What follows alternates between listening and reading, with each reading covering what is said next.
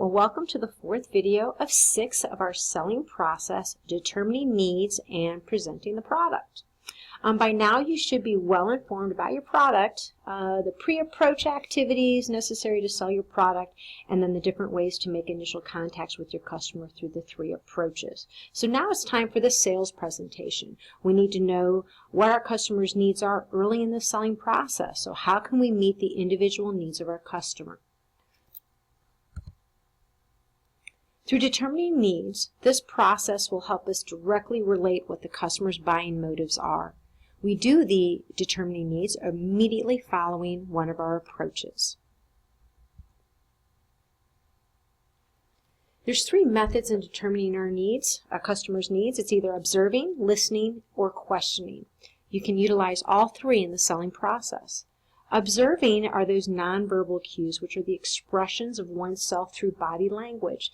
We can express it through the pace in which a customer may be walking into the store. It may be expressed through the way in which their eyes move around the store, or if they seem to be swiftly or leisurely handling the product. But nonverbal cues are part of that intuitive process that helps us be good, effective sales associates. Next in the process is listening. Listening is one of the most important interpersonal skills you need in the practice of selling. Giving customers your undivided attention and listening with empathy are 2 specific skills that will encourage your customers to talk freely. They will feel more likely to talk to you when they trust you. So you want to show that you listen and understand, and you do not want to interrupt, and you want to make good eye contact. Next, you want to determine the questioning. Before you can listen to your customers, you need to get them talking. So one way engaging a customer in conversation is to ask questions. The best types of questions to ask are utilizing the 5 W's. When you begin determining needs, you want to first ask general questions about their intended use of the product and then previous experience they may have had with it. You want to build those questions around the words like who, what, when, where, how, and why. You might ask the following questions of a prospective customer regarding the purchase of a computer. So what type of computer are you presently using? Why is that computer no longer meeting your needs? How often do you use your computer? And even, what do you use your computer for? Personal, school, business, or all of the above?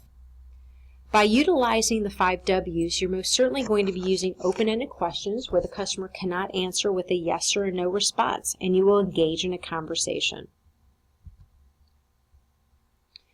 In guiding those questions, you want to make sure once again that you're asking open-ended questions that encourage customers to do the talking. Do ask clarifying questions to make sure that you understand the needs.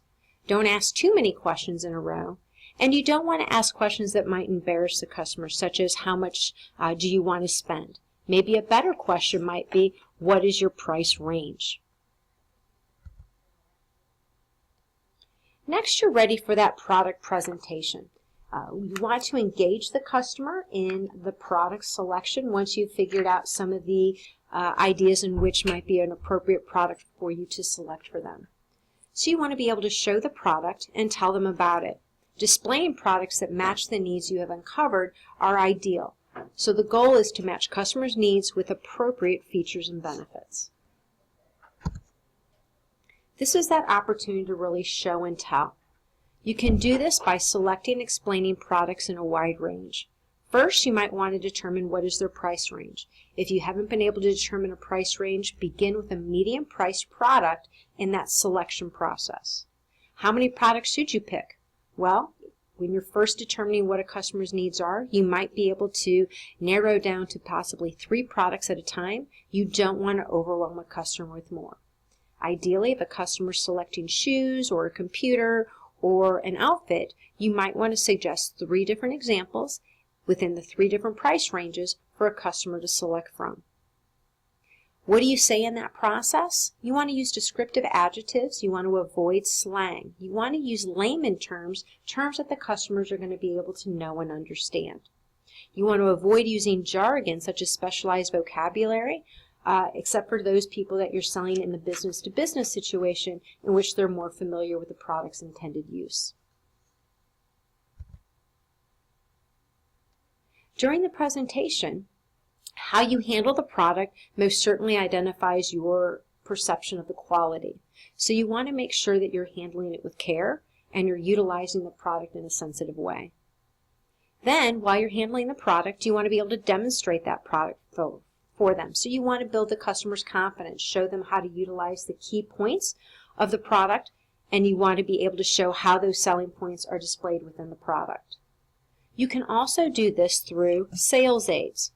Sales aids are going to be possible samples of the product, such as when you walk into an Apple store and you see the wide selection of their different computer models. Those would be samples for the customer to actually try. Magazine articles that might address the product and maybe product reviews, that individuals' non-biased opinions about how the product works. You might even have sales aids that have drawings of specifications regarding the product.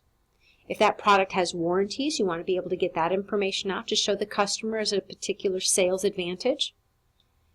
If you've developed charts, or if the company provides charts about its product, maybe as a comparison to other products, or identifying key features and benefits, maybe if there are different models, a high, medium, and low model within that brand, you would be able to have features and benefits in identifying which products have which components. An additional final sales aid are customer testimonials.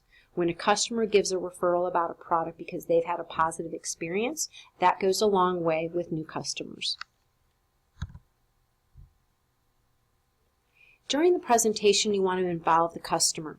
So you want to make sure that you let the customer actually physically hold the product themselves, engage them in it, show them how to use it, model them how to use it, and then give them an opportunity to try it out. Build their confidence. You want to appeal to the customer's senses, and you want to get verbal agreement on the selling points. So as you're addressing the selling points, show the customer and allow the customer to use those points within that product. You want to make sure that you hold a customer's attention. You want to make sure that if you lose them through the questioning process, that you get them back in. So when you involve a customer in the sale, you help him or her make that intelligent buying decision. You also help yourself because the customer is generally more attentive when doing more than just listening to what you have to say. So if you're losing your customer's attention, ask simple questions. Regain the customer's attention by utilizing essential information that they were inquiring about the product. The key is keeping the customer involved. So through this process, you've been able to determine the customer's needs, identify products, present the products to the customer, and provide those selling points that'll help sell that product and make that customer's decision better. Right? We will see you in our next video, handling objections.